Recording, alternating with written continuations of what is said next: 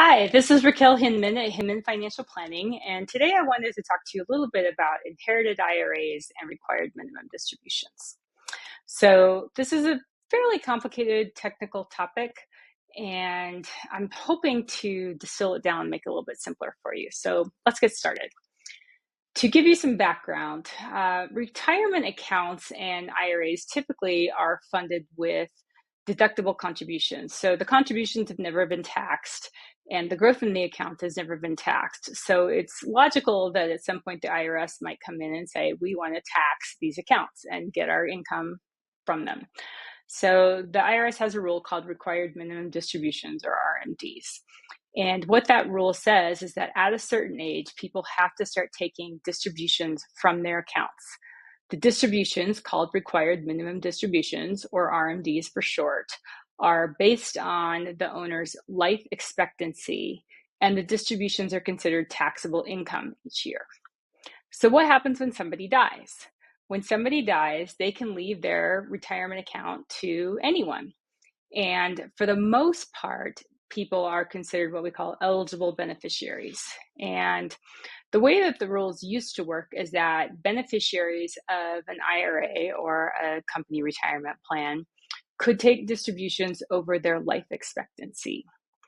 Now, one note on this is that spouses have different rules, and there are some other people who have different rules. In general, with spouses can take a retirement account. They can roll it over into their own IRA if they want. They can also choose to take distributions over their own life expectancy or their deceased spouses, what would have been their remaining life expectancy. So they can do whatever is going to be the best for them and cause the least amount of taxes to them. But most others are considered what we call eligible beneficiaries. And like I said, they used to be subject to what we called stretch IRA rules, which meant that they could take distributions over their life expectancy. So someone who inherited an IRA at, say, 45 years old, if their life expectancy is 85, they can take distributions over 40 years. And as a result, then the taxable impact to them is very small, because if you just take a little bit out each year, add it to your current income, it doesn't create a big tax problem for you. But all the rules changed in 2020.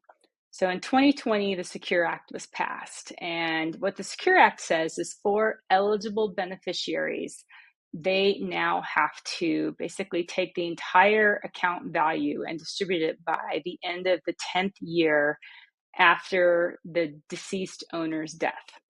So they have 10 years to completely drain an IRA account.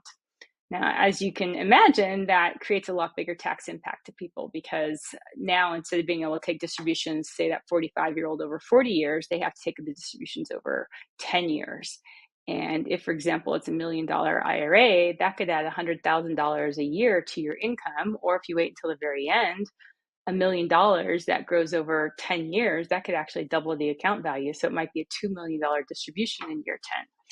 So anyway, there's a pretty big impact from this 10-year rule, and it's really important to be aware of that. There are some more caveats, though, to this. So one thing that happened was initially when the Secure Act was passed and this 10-year rule came to be, most people interpreted the rules to say that you could take a distribution at any point during that 10 years. You didn't have to take it evenly over the 10 years or anything like that. You could wait until the very end of the 10 years to take the account out.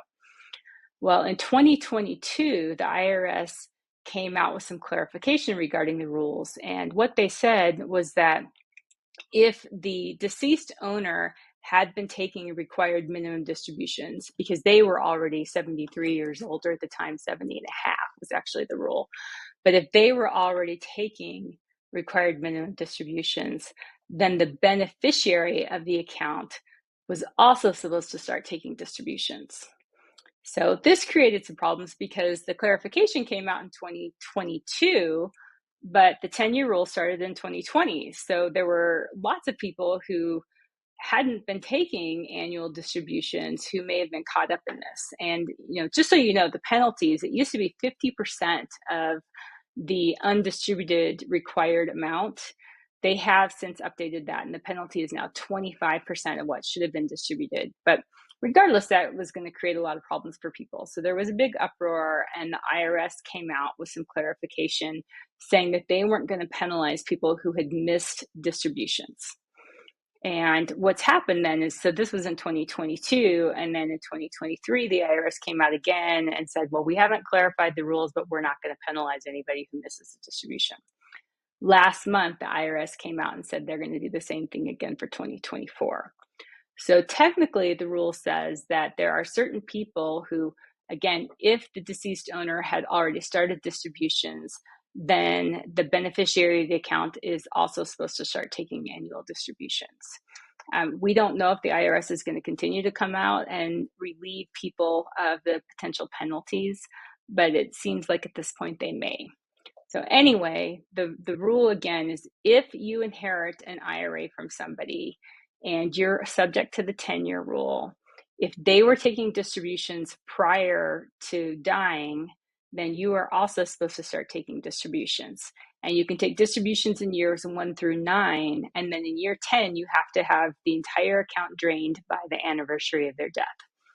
So from a planning perspective, one of the things that we really pay attention to is how that income might impact somebody. So again, if you wait to year 10, you could have a really big unanticipated tax bill. So we might work with clients and say, well, what if we take it out evenly over the years? Or if you have a low income year, that might be a good year to take out more rather than less. So we work with people to try to figure out what's the best strategy for them that's going to create the least tax impact. Other things to note is there is something called an eligible designated beneficiary. So not a designated beneficiary, but an eligible designated beneficiary. Those are generally minor children or people who are disabled or chronically ill. If you're somebody who's an eligible designated beneficiary, then generally you can take distributions over your life expectancy. If the beneficiary is a trust or an estate, the rule is 5 years to take the distribution. And then if it's actually a trust that's the beneficiary of an IRA, those rules are really, really complicated. And in that case, it's generally advised to go talk to an estate planning attorney to figure out what your rules are. So regardless, these rules are pretty complicated. We do recommend talking to a financial professional or your CPA about them. If you have questions, please feel free to reach out to us. Again, my name is Raquel Hinman. I'm with Hinman Financial Planning. Our website is www.hinmanfp.com, and we look forward to talking to you more. Thank you.